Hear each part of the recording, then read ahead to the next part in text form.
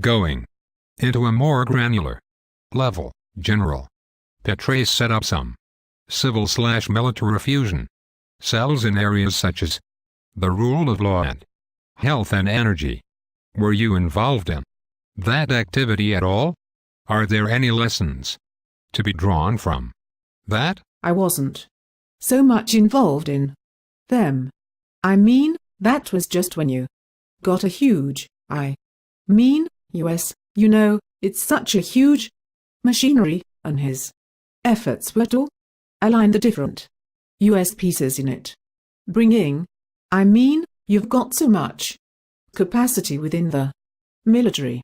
How do you bring the expertise so the capacity is used in the right way, so that because it's such large scale, that did serve to make sure all the different US bits were working to the same objective, but I didn't sit in those bits. I think we were coming to the reflections part of this session. The first one I would like to ask you about is whether there is a contrast between the relationships between the UK and the US within the coalition in the CPA era when we were joint occupying powers in international law, if not in weight and scale, and later when that role had changed for both the US and the UK, and the sovereign Iraqi government did the much smaller scale of the UK contribution then mean our influence was diminished or diminished even further than it had been in the earlier time?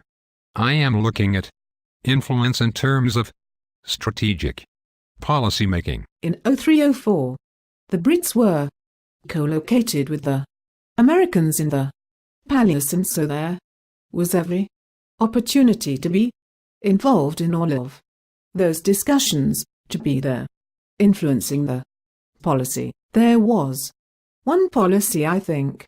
I don't think people thought there was a separate policy. Afterwards, not co-located, so it depended a lot on personal relations, on maintaining that level of influence. And that, some of that is up to individuals and some of that is structural. The Americans always laugh because the Brits always go on holiday every 6 weeks. The Americans take 15 days holiday a year. So you have got some practical differences, but also then it becomes, what are the Brits bringing to the table? When you are coalition, you are all in it together. When you are separate, how does Britain influence the overall US strategy?